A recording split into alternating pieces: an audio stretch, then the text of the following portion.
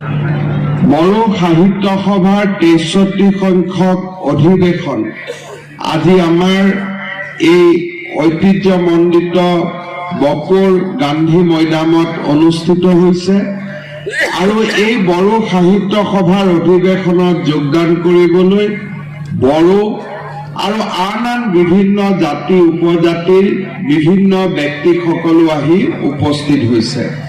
সাহিত্য সভাই আৰু সাহিত্যই সমন্বয়ৰ সৃষ্টি কৰে। সাহিত্যই ইজনে সিজনক ওচৰ চপাই লৈ যায়। সাহিত্যই মনৰ দুখ বেদনা আনন্দক প্ৰকাশ কৰে আৰু স্বাভাৱিকভাৱে আমাৰ বাবে সাহিত্য সভাসমূহৰ অধিৱেশন এক মিলনৰ থলী, সমন্বয়ৰ থলী। মই বড়ো সাহিত্য সভাক ধন্যবাদ জনাম যে তেখেতসকলে ৬৩ সংখ্যক এই অধিৱেশন বকুত উদযাপন কৰিছে আৰু বিভিন্ন জাতি উপজাতিৰ লোকক একত্ৰিত কৰি বকুৰ এই ঐতিহ্যমণ্ডিত গান্ধী মৈদামক এক সমন্বয় ক্ষেত্ৰলৈ ৰূপান্তৰ কৰিছে। অসমৰ অন্যতম ভূমিপুত্ৰ বড়ো জনগোষ্ঠীৰ ঐতিহ্য আৰু সমসাময়িক চেতনাবোধক গভীৰভাৱে আলোড়িত কৰি অহা আমাৰ ৰাজ্যৰ এক মহান জাতীয় অনুষ্ঠান হৈছে বড়ো সাহিত্য সভা। বিগত দশকসমূহক বড়ো জনগোষ্ঠীক অধিক গতিশীল আৰু প্ৰাণৱন্ত কৰাত বড়ো সাহিত্য সভাই এক সাগৰ সদৃশ ভূমিকা পালন কৰি আহিছে।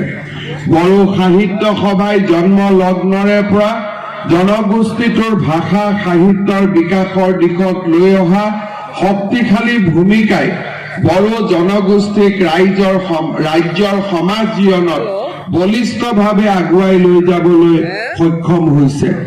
বড়ো জনগোষ্ঠীৰ গুৰিয়াল সদৃশ এই জাতীয় অনুষ্ঠানটোৰ ৬৩ সংখ্যক বাৰ্ষিক অধিৱেশনৰ মুকলি সভাত উপস্থিত থাকিবলৈ পাই মই সঁচাকৈয়ে মাৰ্কিন পণ্ডিত ৰবাৰ্ট শেফাৰৰ উল্লেখ কৰা মতে বড়ো ভাষা হৈছে চীন তিব্বতীয় ভাষা পৰিয়ালৰ বড়িক বিভাগৰ বড়ি শাখাৰ পশ্চিমীয়া থালৰ অন্তৰ্গত।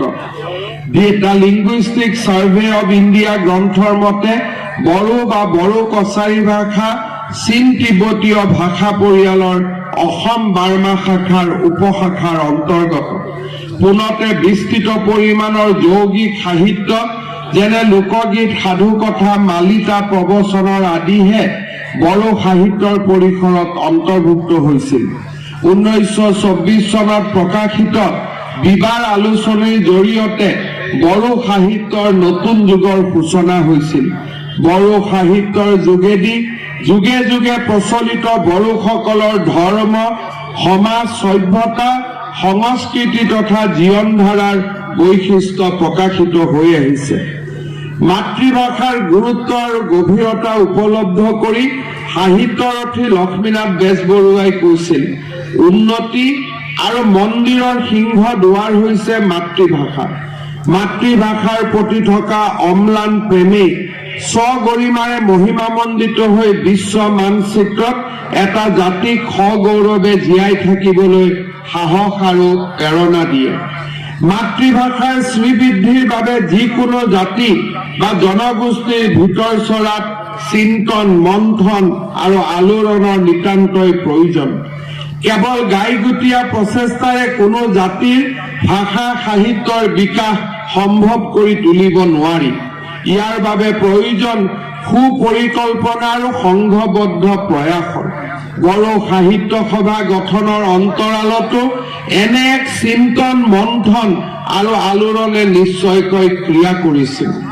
বড়ো ভাষা আৰু সাহিত্যৰাজিক সুপৰিকল্পিতভাৱে আগুৱাই নিয়াৰ ক্ষেত্ৰত লগতে যুগ সাপেক্ষ সাহিত্য সৃষ্টিৰে বড়ো ভাষা সাহিত্যৰ উন্নতি আৰু প্ৰসাৰৰ বাবে 1952 চনৰ 16 নৱেম্বৰৰ কোকৰাঝাৰ জিলাৰ বাসুগাঁৱত বড়ো সাহিত্য সভা প্ৰতিষ্ঠা হৈছিল। প্ৰতিষ্ঠাপক সভাপতিৰ আসন অলংকৃত কৰিছিল জয়চন্দ্ৰ হাগজেদেৱে। পৰৱৰ্তী সময়ত সতীশচন্দ্ৰ বসুমতাৰী, গৌৰীকান্ত ব্ৰহ্ম, ৰামদাস বসুমতাৰী, লক্ষেশ্বৰ ব্ৰহ্ম, যোগেন্দ্ৰ কুমাৰ বসুমতাৰী, কমল কুমাৰ বড়ো, মণিৰাম মুছাহৰী, বিনেশ্বৰ বৰ্ম, দলেশ্বৰ বড়ো, ব্ৰজেন্দ্ৰ কুমাৰ বৰ্ম, ডক্টৰ কমলেশ্বৰ কুমাৰ বৰ্ম, ডক্টৰ কামেশ্বৰ বৰ্ম আৰু তৰেণ বড়ো ডাঙৰীয়াৰ দৰে সুদক্ষ বুদ্ধিজীৱী আৰু সাহিত্যিকে বড়ো সাহিত্য সভাৰ সভাপতিৰ আসন আৰু বড়ো সমাজৰ লগে লগে অসম মাতৃকো আগুৱাই লৈ যোৱাৰ বাবে আমাৰ ক্ৰমবৰ্ধমান বৰঙণি আগবঢ়াব। মই বড়ো জাতিৰ সকলো যুৱক যুৱতীক এটাই অনুৰোধ কৰিম, আমি বড়োসকলৰ বাবে সমগ্ৰ অসমৰ দুৱাৰ মুকলি হৈ আছে। অসমীয়াৰ বাবে যি ধৰণে অসম, ঠিক সেই ধৰণে বড়োসকলৰ বাবেও সমগ্ৰ অসম, এই কথাক মই বিশ্বাস কৰোঁ আৰু মই ভাবোঁ যে সমগ্ৰ অসমৰ কল্যাণৰ বাবে, সমগ্ৰ অসমৰ বিকাশৰ বাবে বড়ো সাহিত্য সভাৰ দৰে জাতীয় অনুষ্ঠানে এক বিশেষ ভূমিকা গ্ৰহণ কৰিব। শ্ৰদ্ধাৰ ৰাইজ, বড়ো সাহিত্য সভা আৰু নিখিল বড়ো ছাত্ৰ সন্থাৰ সৈতে বড়োসকলৰ শিক্ষা সংস্কৃতিৰ দিশটোক শক্তিশালী কৰিবলৈ আমি নিৰন্তৰ আলোচনা চলাই আহিছো। যোৱা কিছুদিন আগত প্ৰচেষ্টা কৰিম, তাৰ বিষয়ে মই আকৌ এবাৰ আজি এই সাহিত্য সভাতে দোহাৰিছো। বড়ো সাহিত্য সভাৰ জিলাসমূহক আমি কিছু আৰ্থিক সহায়ৰ বাবে আমি প্ৰচেষ্টা আগবঢ়াইছিলো। নলবাৰী, গোৱালপাৰা, ধেমাজি, ডিব্ৰুগড়, নগাঁৱে এই আৰ্থিক সাহায্য লাভ কৰিছে। এইবাৰ আমি তিনিচুকীয়া, চৰাইদেউ, গোলাঘাট, হোজাই, মৰিগাঁও, লখিমপুৰ, বিশ্বনাথ, কামৰূপ আৰু কামৰূপ, বৰপেটা, শোণিতপুৰ জিলা সাহিত্য সভাকো নিজা ভৱনৰ বাবে আমি 20 লাখ টকাকৈ অনুমোদন আগবঢ়াবলৈ সিদ্ধান্ত লৈছো। অসম বিধানসভাত বড়ো ভাষাই ইতিমধ্যে এক গুৰুত্বপূৰ্ণ পৰ্যায়ত অৱতীৰ্ণ কৰিছে। এই বছৰ আমি বড়ো লেংগুৱেজৰ বাবে অসম বিধানসভাত এটা শক্তিশালী সেল আমি নিৰ্মাণ কৰিছো।